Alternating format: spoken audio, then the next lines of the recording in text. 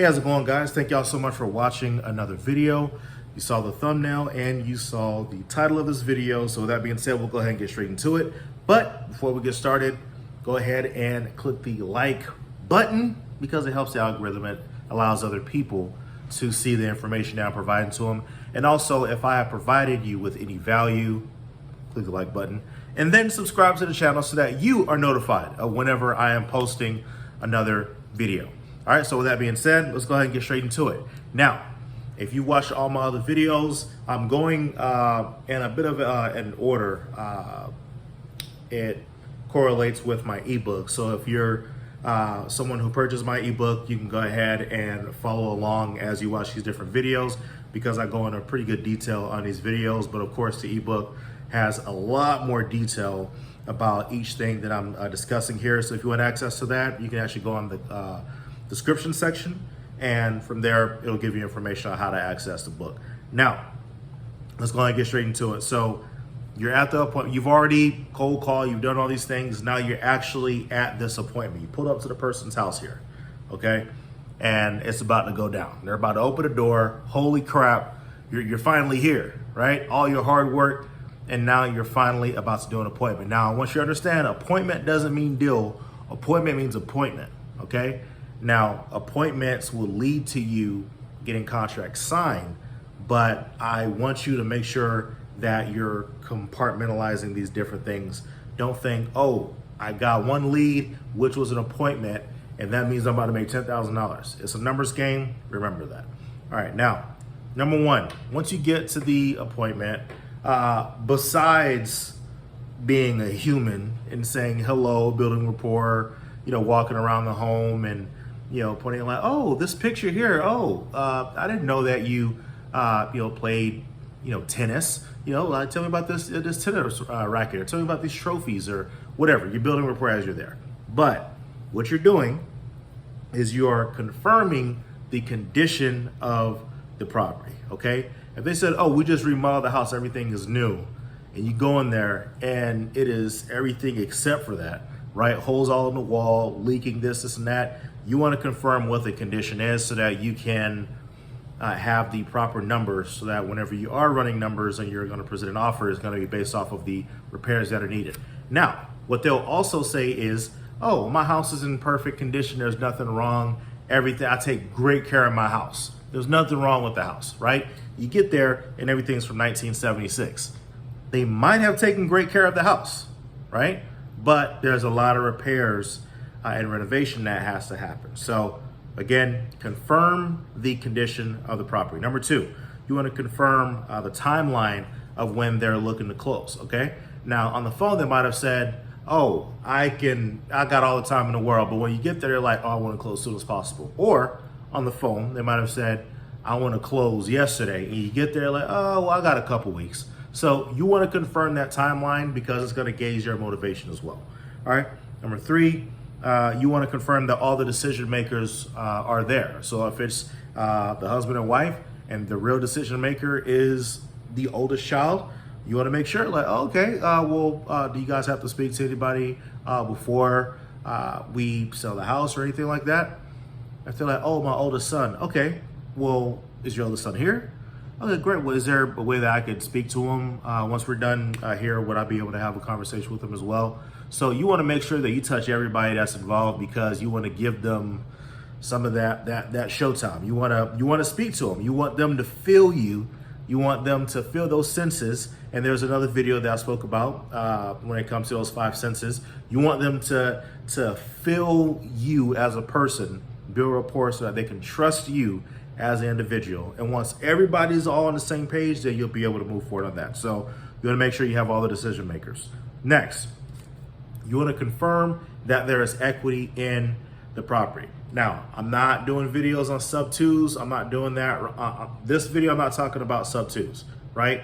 And if you don't know what a subject to is, there's additional videos on YouTube land that has that.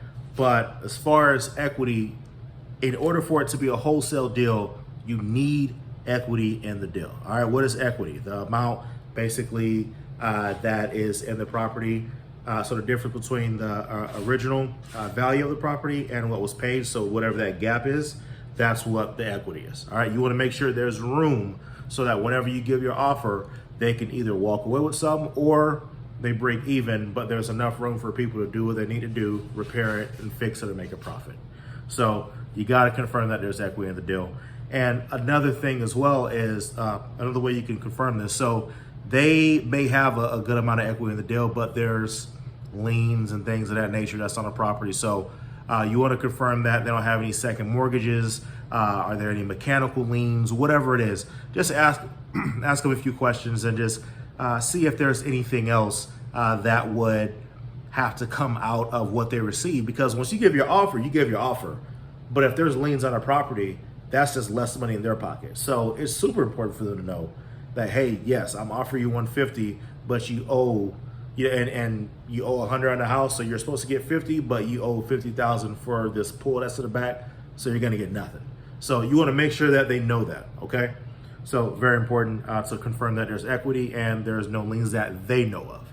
All right, but of course, once you do the title search, all that would be in the open and they'll all be available to know that. Next, you want to confirm that motivation, okay? Now, if they're saying, I really need to get rid of this house because I am moving to Montana next week for this great farm job that I'm about to get, okay? So you want to talk to them, like, okay, so are you excited to move to Montana? It's like, oh yeah, man, I'm super excited. Yeah, I can't wait. Or if they're like, man, I'm about to lose my job. Or I did lose my job and I can't keep up with these mortgage payments. You want to, don't throw it in their face, but you want to make sure that they're reminded of why you're there. Why is this person here? Because sometimes, though they know they're in a situation, they pay hard to get, they have a number in their head, but they want to do the dance. It's like, remind them why they're there. So, okay, so again, sorry about your job situation. Have you been looking for any new jobs lately? Or, what's the job search looking like right now? Ask him about that. He's like, okay, well, you know what? There's a job that I applied for. Hopefully things work out well, but regardless, I need to sell this house anyway. And you want to pull that information out of them because it reminds them and it confirms, okay, they really are serious about selling this home, okay? So you want to confirm that motivation. And then next, you want to create or offer a price point based off of their situation. So again, the offer is not just a number, it's also time frame and things of that nature. So perfect example, someone might say, I need to walk away with $20,000 and that's all that really matters. I don't care if I sell it this week, this month, whatever, I need to walk away with $20,000. Create an offer that goes around them having $20,000. Don't say, oh, well, we can close so fast. They didn't tell you anything about speed. Create an offer that's based on that, okay? And also, they may say, okay, well, you know what?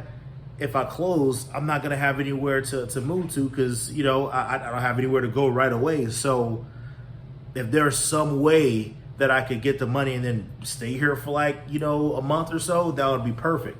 Now, you're able to do a lease back. So what is a lease back? A lease back is a document that you have them fill out that would show, though they no longer own the property, they have permission to stay up until this date. And if they stay over that, then it's gonna charge them X amount per day beyond that. But what's interesting about this as well is that you get to withhold a portion of the offer that you gave them. So say if you bought the house for 150, at closing you could say, okay, I'll give you 130,000. All right, I'm gonna withhold this additional 20 until you move out of the house, right? But you have until the 30th to move out. If for any reason you have to stay longer, then every day is an additional $100, $200, or whatever it is. And that would eat up their, additional 20. So it gives them incentive to move out by that date.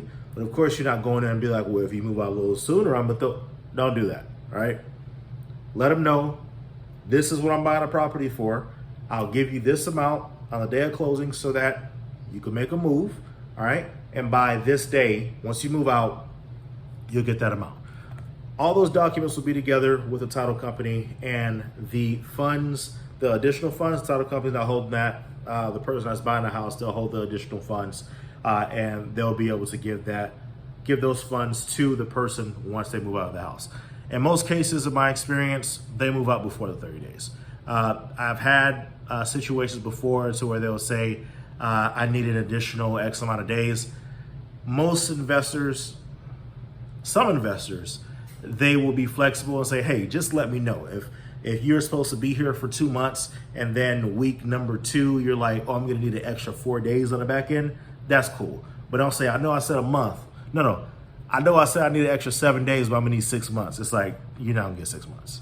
All right, so you wanna make sure that you are being transparent with them with that as well. And by adding that just differentiates you with other investors or other wholesalers, because they probably never heard of a leaseback before, right?